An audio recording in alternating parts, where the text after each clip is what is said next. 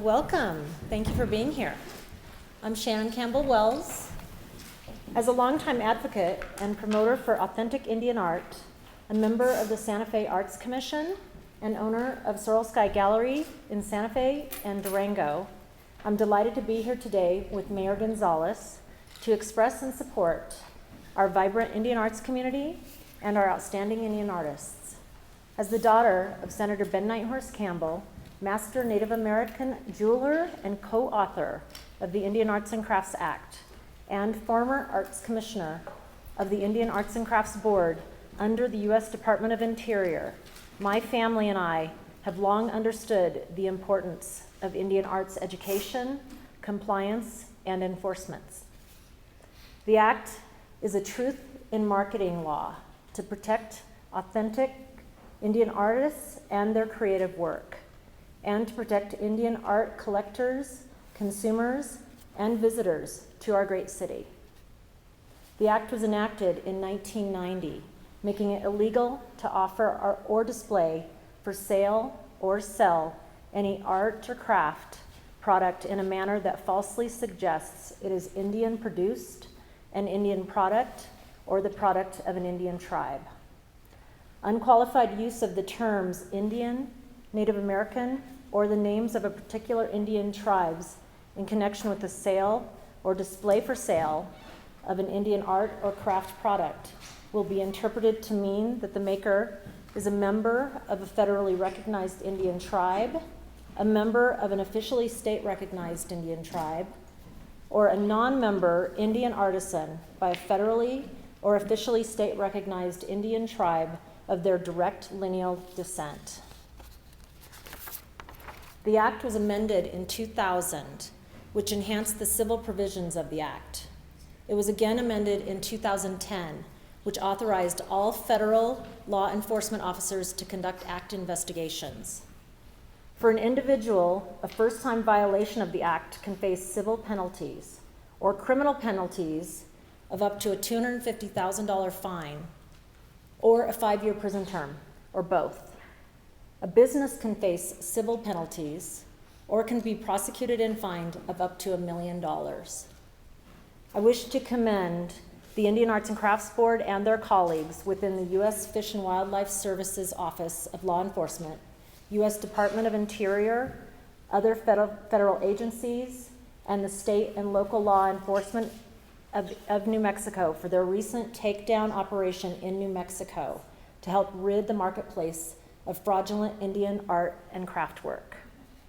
Counterfeit work undercuts the economic stability and cultural integrity of Indian country and erodes consumer confidence and tourism. It is in everyone's best interest to work together and promptly address these problems as they arise. Please note that the City of Santa Fe's Arts Commission stands with the mayor and Indian artists in support of the sale of authentic Indian arts and crafts work. My father, the Honorable Ben Nighthorse Campbell, became the first American Indian to chair the Senate Indian Affairs Committee. He regrets that he was unable to join us today and sends these remarks. As a prime co-sponsor of the American Indian Arts and Crafts Act, I'm delighted that Santa Fe Mayor Gonzalez is launching a major effort to protect both Native American artists and the purchasing public from a growing counterfeit market of Native American art. Even though there has been a law against this false representation since the first one passed in 1934, there has been lax enforcement.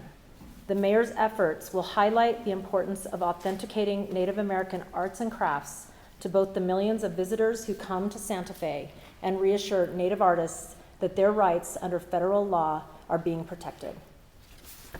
It is my pleasure to introduce the secretary so that she can make some comments this morning. Thank you.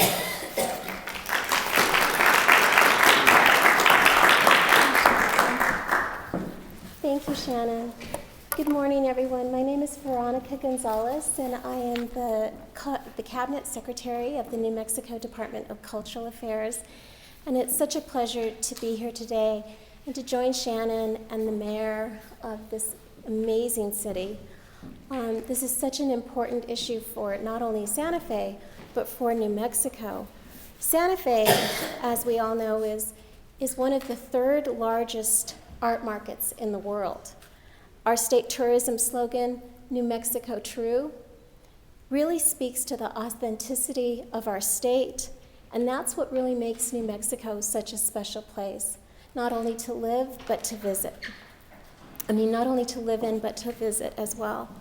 This city's reputation and credibility as one of the top places to buy authentic art and jewelry has everything to do with the astounding artistic talent that we have in our state, and has everything to do with our ability to attract visitors and our ability to market the state of New Mexico as a place of art and culture in a global marketplace.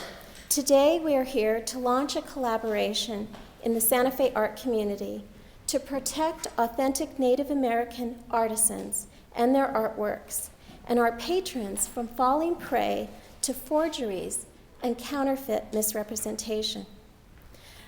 The Department of Cultural Affairs is one of the largest state-run cultural agencies in the entire nation. This is because of the depth and breadth of our art and culture. A huge part of this cultural picture is our diverse Native constituencies and the enormous number of Native artists who live here. Last year, the department set about to quantify the financial impact of New Mexico's art and cultural industries on the state's bottom line.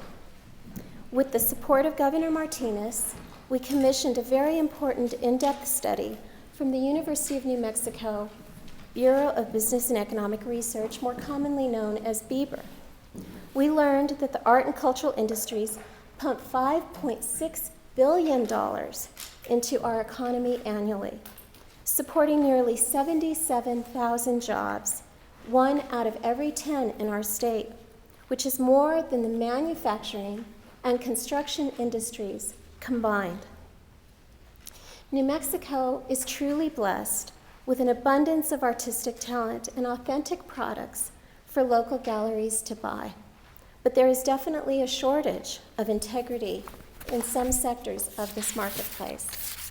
One of the key recommendations of the BEBR report called out for the protection of Native American arts and crafts against the effects of misrepresentation.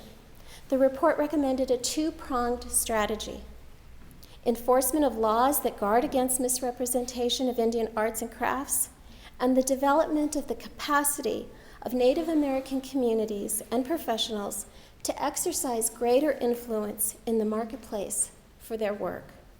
BEBR recommended DCA and Native Arts, in partnership with other state, private, and government entities in New Mexico, we should join together to encourage state and federal officials to give higher priority to the enforcement of existing laws intended to protect Native American arts and crafts from false representation.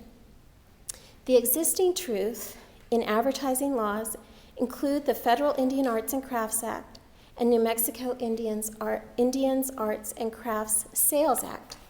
The BEBR report recommended that my department seek collaborative efforts with these government entities as well as interested tribal governments to promote the enforcement of federal and state laws in this effort. The report findings also recommended increased collaboration between the Attorney General's office, other law enforcement agencies, art and cultural professionals, and tribal entities to develop strategies to protect their work from misrepresentation and to encourage appropriate federal officials to underline the need to enforce the Federal Indian Arts and Craft Act. We push for globalization to open new markets for our artisans. We also open the door, in doing this, to more competition, as other cities, states, and nations promote their art and cultural industries. The rapid evolution of technology is providing new ways of creating, distributing, and even how people experience culture. Evolving technology also makes it easy for people to spread the word far and wide that they have been cheated. In order to maintain the region's integrity and our reputation as the third largest art market in the world, Santa Fe cannot afford to tolerate unscrupulous vendors who cheat our native communities, our citizens, our guests, and our artisans by selling counterfeit and fraudulent artwork and jewelry. Culture vitality is no longer a luxury. It is actually a precondition to economic development. And New Mexico's culture vitality is strong, but it can be even stronger, but only if it is not poisoned by people selling fraudulent merchandise and passing it off as Native American. We have verifiable proof the problem of fraudulent and counterfeit merchandise not only exists, but continues to flourish. What Mayor Gonzalez is proposing today, committing city resources to supporting the recommendations of the Bieber Report, puts Santa Fe as a leader, as the first municipality to incorporate the Bieber recommendations in a city ordinance. It really speaks to the leadership not only of our mayor, but of our wonderful and beautiful city of Santa Fe. I'd like to commend Mayor Gonzalez on taking this action to protect our Native American artists, New Mexicans, and all our guests and patrons who come to New Mexico to ensure when people buy something in this state, they are sure it is New Mexico true. They are sure that it is authentic. Thank you for being here today to listen to this topic of vital importance to New Mexico's credibility in the global marketplace. It is now my pleasure to introduce Mayor Gonzalez. He's not only a good friend of mine, but he is truly a leader in recognizing the importance of New Mexico's art and cultural industries. Mayor, I just want to say thank you for all that you're doing, and I'm so happy to be able to join you today in this effort. Thank you.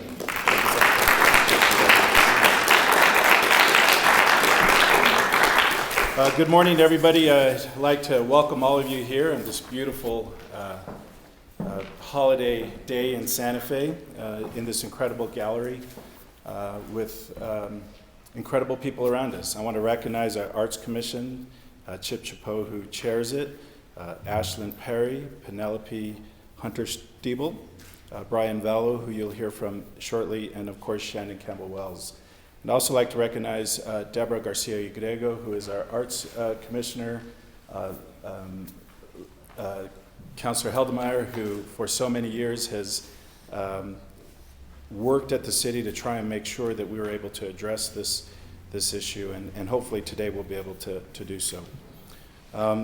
We've all come here today, I think, from a place of the deepest respect for our Native American artisans, their traditions, and the important contributions that they make to our economy, and yes, but more importantly, to our spirit and our sense of self.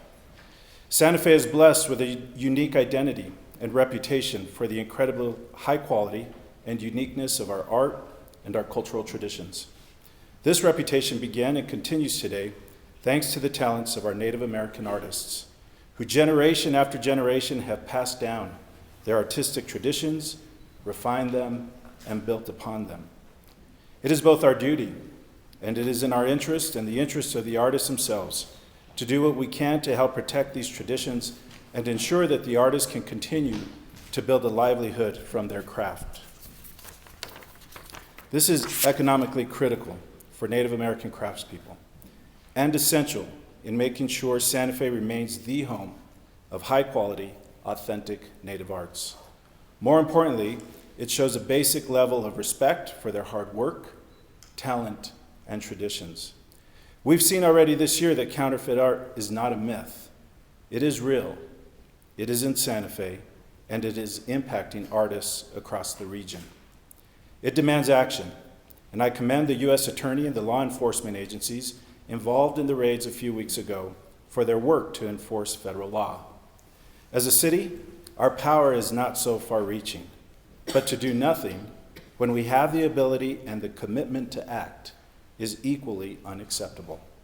That is why I'm announcing here today that I will be proposing an ordinance that will guarantee that a cultural district will be created, most likely in the historic downtown area. and that within these boundaries, we are going to require all individuals who sell Native art to disclose the name of the artist, the origin of where the art comes from, and the materials that are being used to actually prepare the art. This requirement will honor Native people, provide consumers with clarity, and maintain both the vitality and the integrity of our Native arts community. As far as we know, we are breaking new ground. This is the first piece of legislation like it in the country, especially at the municipal level, and we will be relying on all of our partners here in the Native Gallery, in the Native community, our galleries, our museums, retail stores, and cultural institution communities to help us perfect it and ensure that the specific requirements we put into place are meaningful. For thousands of years, this area has been a place where art was valued, thrived, and grew with every generation of talented craftsmen and women who learned their art and passed it on. It's what makes us Santa Fe, and we have to protect that. I want to thank you all for coming in today, and to repeat before I introduce Brian, the specific action that we are going to be proposing through the ordinance. One, a creation of a cultural district. Two, the requirement of any individuals that are selling Native art to disclose the artist, the origin where the art is from, and the source materials that were used to actually prepare the art.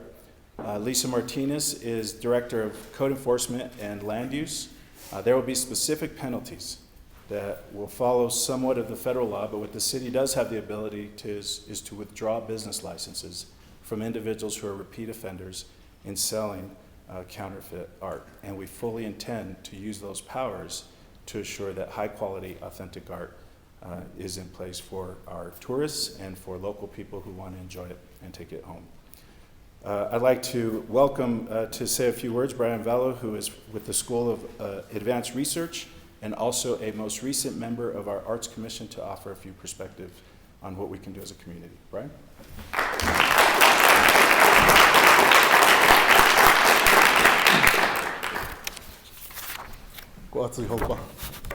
Good morning. My name is Brian Vayo, and I'm from Acoma Pueblo. I'm the director of the Indian Arts Research Center at the School for Advanced Research here in Santa Fe, and very, very excited about joining the City of Santa Fe's Art Commission. I'm just going to say a few words that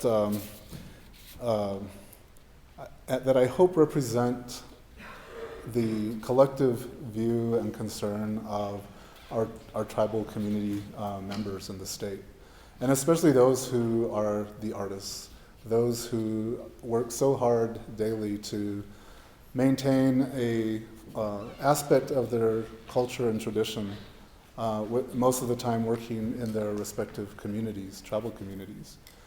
And it is those people that this ordinance is going to help and is going to protect. It's that art form, it's that culture and that tradition that's rooted in such an incredible history that is being protected. And it's so, I'm so grateful that the city, and although the mayor says that the city might not have the teeth to really do some enforcement, but taking this step is very important and timely, and I'm sure will set the stage for some really positive outcomes in the work that happens at the Indian Arts Research Center, and the way in which we promote and hopefully are contributing towards the preservation and revitalization of traditional art forms, but also by other institutions and organizations in the city, including the Institute of American Indian Arts, the SWAIA, the folks who produce the annual Santa Fe Indian Market, and there are others, all who share an interest and a concern. And so this is a great first step in this effort, and I hope will send a strong message to other cities and communities that this is important work to be done. Some of you may be familiar with the Native American Graves Protection and Repatriation Act of 1990. And thanks to Senator Ben Nighthorse Campbell and other leadership at the time, they led another important initiative to develop and create this legislation that will protect the tribes and the cultural patrimony of tribes. Well, 25 years later, this legislation is being evaluated on many levels. And just recently, I had a conversation with some folks about in Oklahoma about some of the ongoing or pending issues associated with this particular law.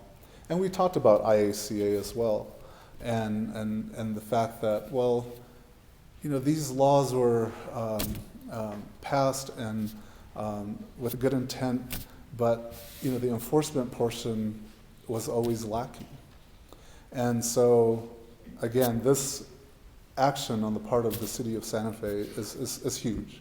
And I hope, again, that this effort is recognized on a national level. I hope that we, with my colleagues on the commission and others, will continue to support the actual work that will happen here in the months to come. The School for Advanced Research and the Indian Arts Research Center fully support this effort, and we will do what we can to contribute towards this effort. So on behalf of SAR, and this is very bold of me, but on behalf of our tribal people who depend on the sales of their art forms, thank you very much.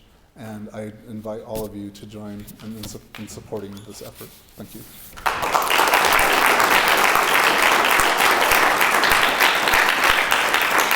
Okay, so we'll go ahead and open it up for questions and answers, and you don't have to be a reporter to ask any questions, so feel free to go. Go ahead, sir.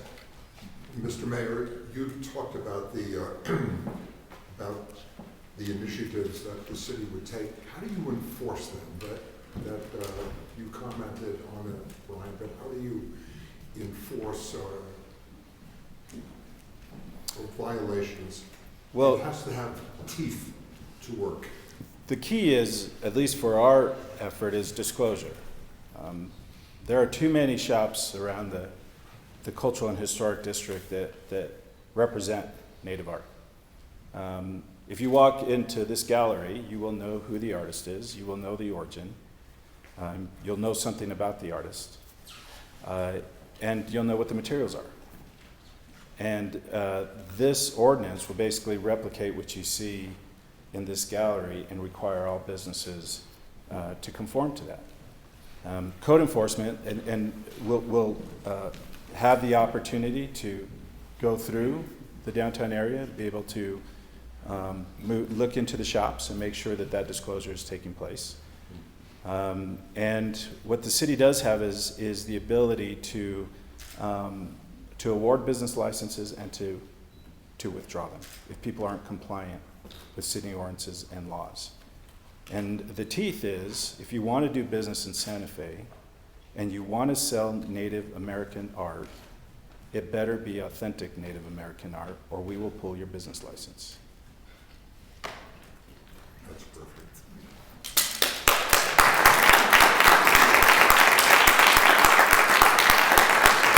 I have a few questions. One question is, what do you think the chances are of this passing through City Council? Do you see any issues there? My second question is, I understand that there's kind of two types of enforcement or two types of practice. There's weekday practice when the enforcers are out, then the rules change on the weekend with some folks. Do we have something in place to enforce this on the weekends, not just on the weekdays? To your first question, I am optimistic, but I've been optimistic about many issues before the council that have not necessarily gone the way we thought it would. So it's going to require all of us to collectively communicate with the council how important this is. And then if we can, I think that they'll do the right thing. In terms of the enforcement times and when it happened, we'll certainly leave that to Lisa to be able to craft in the ordinance. But if someone is selling counterfeit art on the weekends, I think that as we get the word out to locals and to tourists that the disclosure needs to take place, there'll be a lot of reporting that comes in, and we'll certainly be ready to respond. Yes? How will the members of your graduation committee, so to speak, be chosen? Or how will they be vetted? Of the, which committee is this? Well, the enforcement people. So the enforcement would be with the City of Santa Fe, our code enforcement officers, who right now enforce all the city ordinances and codes, would be the individuals responsible for ensuring enforcement. But early on, as we begin to develop this ordinance, and that's in the phase right now, we'll clearly be reaching out to the Native American and tribal communities to make sure that we are properly focused in the right area. We certainly will be visiting with the gallery owners and the shop owners who sell Native American art to make sure that they can have input. And as with any ordinance, there's a public review process. It requires us to notice and to allow for public hearings so the public could come in and speak to the council on whether they're supportive or against this. So I anticipate this will probably take us through the spring timeline, and we probably won't be ready to go until May or June when the high tourist season starts, which is when we want to be in place. I will tell you, from a personal standpoint, especially during Indian Market, or visiting with some of the artists who show daily here, their struggle is real. It's unfair that they invest time, effort, years of tradition in a piece of art that they want to share with the world, to have a counterfeit piece of art that is selling for far less, that doesn't represent anywhere near the traditions of the artist. And that's what you get when you get native art. You're getting tradition that's been passed down year over year. And the beautiful traditions of the Native American, it's all oral. And so what we get to see as non-Native Americans is that tradition in the form of art, because we don't get to the benefit of hearing it from the elders, unless you're Native American. And you certainly don't get to read about it, but when they share their art with you, they're sharing part of their oral history. And it just rubs me the wrong way that people have the ability to counterfeit and to create fraudulent art that tries to represent that. Second, I've heard from many tourists who have written me directly and said, we were disappointed to know that when we came home, what we thought we bought isn't what we bought. And that really has had an impact on tourists who come to Santa Fe, who want to be able to walk into a shop and know what they're buying, especially when it comes to Native American art, is truly Native American art. And so there is the artist is first and foremost for us in this effort, but the brand of Santa Fe itself as being a global destination for high quality, authentic art, if we don't do something, that becomes very risky. And then we turn into just another town that sells lots of jewelry at heavy discounted prices, and we really don't know where it came from. Yes? Would it be interesting to encourage groups to publish, Native American groups, to publish dealers or shops where they could buy the real thing? Sure. You know, I mean, any way we can. We send people, I mean, to lots of places, but the wheelwright, the case trading post, because you know you're going to get something good, and that can make lots of. Sure. If we get this right, this cultural district, the disclosure requirements, should self-report, if you will, where the art is actually coming from. Remember, there's a couple of key pieces. One, the artist has to be named, the origin has to be in place, and the third, and probably the most critical, the source of materials. Right? Because there is a lot of materials that are that participate or that are used for the counterfeit that are not used in the traditional development of the art. And so with those requirements having to go in place with the artwork, clearly it should be self-reporting. That requires education that a tourist might not have as to materials. True. And we'll certainly be working with our largest partners. Yes, sir. Mayor, Code enforcement, do you envision that being uniformed, undercover, or a combination? As far as who's going to go in, You- Right now, they're all uniformed, but again, it should be self-reporting. When a uniformed officer or you walk in to an area in the cultural district that's selling Native American art, it should be fairly easy and self-reporting that you're seeing with a piece of art. Again, those three requirements. Again, the teeth, right, that we have is in the business license. It's not with what the feds have in terms of being able to outright do these sting operations. We're requiring and counting on the business owner to actually be truthful. And certainly if we find out that they're not and they've misrepresented what's on there, then we have the ability to take some kind of enforcement. But right now it's going to be probably mostly uniform. Look, the reality is that the city too is limited on resources. Our code enforcement is involved in a lot of things throughout the city. But I think we can get help from even Native American artists and downtown merchants who want to make sure that the historic corridor stays authentic, to be able to police some of these transactions and to report them to the city. Yes. In the ordinance wording that you mentioned of origin, does that imply tribal affiliation? I would imagine so, although we do need to consult again with our tribal partners to make sure that the ordinance properly is asking for the right disclosure requirements. Because it is simply geographic. It Right. could be legitimately New Mexico, Arizona, whatever. Right. Without. I'm sure it'll be with the tribal, the actual tribal affiliation of the artist. Yes, and let me just make sure we get the folks that haven't asked. Hi, I'm Rachel Wixom. I run the Ralph Duco Foundation here for Indigenous Arts, and I just wanted to add my voice to the gardens and that the foundation certainly supports what you're doing. Thank you. We think it's a great idea. And one question I had was, how would this affect Native American art that's not as traditional, that's moving really into the contemporary world?